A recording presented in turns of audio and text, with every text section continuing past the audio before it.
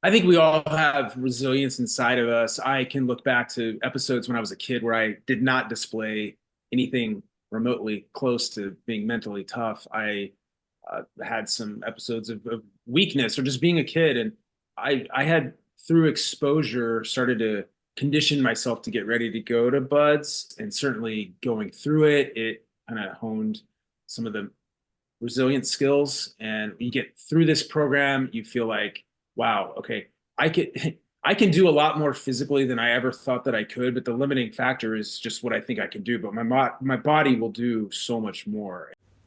Welcome to Engage Presents. I'm Engage co-founder and president Jake Olson. In this interview series, I ask Engage talent the most common questions we hear from event planners to help you get to know them and their stories in 15 minutes or less. Thanks for listening. Welcome to another episode of Engage Presents. I am Engage President Jake Olson with a very special guest, one of my probably favorite guests we've had this far, Dan Cnossen, a man who inspires me. Just your story, Dan, is incredible. A former Navy SEAL, lost both his legs in Afghanistan, but has not let that stop him. Dan, I don't know if you know much of my story, but I lost both my eyes to cancer. So definitely know what it's like to kind of have something physically completely changed in your life, but you, my man, have continued to push through. Your Paralympian 2018. You were given the male athlete award at the 2018 Paralympics. So very, very cool stuff. You're a smart man, Harvard graduate. I only went to USC, so like I said, you're definitely smarter than me. But just really appreciate you joining us today.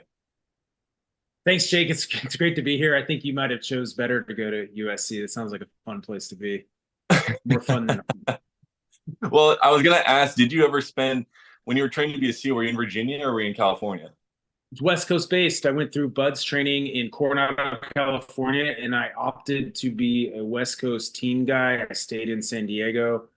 I had some aspirations to move east, but injury happened, and so the entirety of my career was West Coast based, San Diego.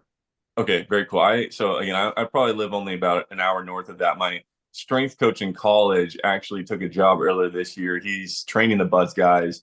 He's kind of a strength and conditioning coach for them, and so he tells me a bunch of stories. So I wanted to ask real quickly, just I'm a fitness fanatic. It seems like you are too. But what was some of the hardest training or some of the most ridiculous things you did during Buds training that just is kind of makes people probably question your madness a little bit? Well, there was a lot. There's a lot to think of. I have a lot of memories, a lot of crazy stuff that we're doing. There's the Hell Week, which gets a lot of the attention, and that's one week pretty early on. It's fourth or fifth week in the training, and this is months of training. Buds itself is about 6 months, and there's a 1 month indoctrination phase to get you ready. Hell Week is tough. The week after Hell Week is supposed to be a walk week for recovery. My class, we were not doing very well as a class, and we lost our walk privileges during the end of walk week, and so we had to start running again because normally in Buds you have to run to every meal, and it's called Right. shuffling.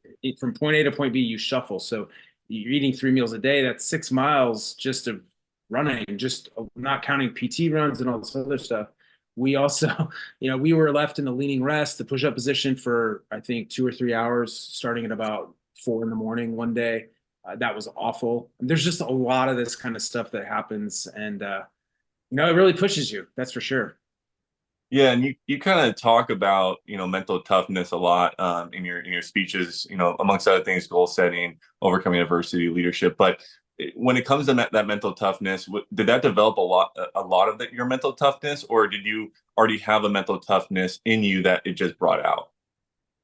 I think we all have resilience inside of us. I can look back to episodes when I was a kid where I did not display anything remotely close to being mentally tough. I had some episodes of weakness or just being a kid, and I had through exposure started to condition myself to get ready to go to Buds, and that was really important. And we we do respond to stress, and when we recover, we're stronger. And that's kind of how the approach I took to get ready for Buds, and certainly going through it, it kind of honed some of the resilient skills. And you get through this program, you feel like, wow, okay, I could I can do a lot more physically than I ever thought that I could, but the limiting factor is just what I think I can do. But my body will do so much more, and you have to do something like Hell Week, something extreme like that, to really come to this awareness. Yeah, that's powerful. You were in charge of an 18 SEAL platoon, and with that, I mean that's probably one of the best leadership positions I could think of in the world. So, what being in that position and being a leader, what does leadership mean to you? Yes, that's correct. I was a platoon commander, so the officer in charge of a 18-person SEAL platoon. If I could do that job for my whole career, I would have just kept doing that job. It was definitely what I worked towards, the one thing I wanted to do. You get to do it for 2 years as an officer. It caps off with a deployment at the end. Ultimately, what I learned about was that I needed to manage such that in a normal operation, whether it's real world or training, I'm not overly burdened, so that I have the capacity to respond to events that are unplanned, unforeseen, enemy actions, contingencies, this kind of thing. If I'm already kind of getting a fairly high load just to manage the routine operations, I don't have the capacity to respond to the contingencies. So what this requires is delegation, and what that requires is Mm. trusting your people. If you don't trust them, as a leader, you have to look at yourself for why. What are we doing? Have I not given them responsibility prior to this? So there was a lot of lessons to learn. And the other thing was I learned about accountability and owning my mistakes, and to ask people on the team for their advice and to really seek that input. Rarely would I have to make it a split-second decision. There was almost always time to gather input. And I think that process of asking people's opinions really shows that I care about their experience. No, and in kind of just what you just mentioned there, a lot of that can be transferred and applied to a business setting. I know, we book you for sales kickoffs and other kind of events as such. Tell me kind of how that message can translate into an audience like that, where they can kind of get those takeaways and apply it to a business setting.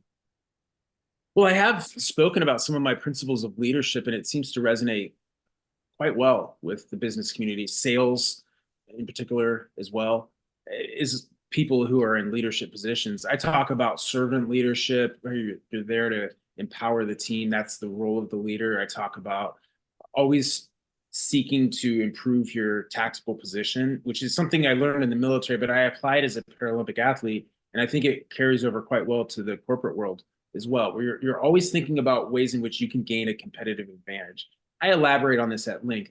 I talk about the importance of communicating commander's intent about regards to the mission that you're going on, and the importance of succession planning. Because in my own story, I was a platoon leader. I was injured in combat. Guess who had to take over in my absence after I was evacuated? It was the assistant platoon leader. So he had to be ready to step up, and he would not have been ready to step up if we hadn't gone through these iterations of allowing him the chance to fill my shoes in Hmm. training. That's powerful stuff. That's really powerful. And speaking about you being a Paralympian, tell me, you're training for the Winter Olympics right now. So what does that training look like? Kind of tell me why you even picked that up, and kind of what that does for your life now, being able to, still continue to push your body in those ways. Well, I love being an athlete, and I was injured in 2009 in Afghanistan. I did 2 years in the hospital, and when I found out about the Paralympic program, and it turns out that the roots of the Paralympic program come directly from World War II, and recognition of the importance for sports and competition to the recovery of, in this case, injured British service members.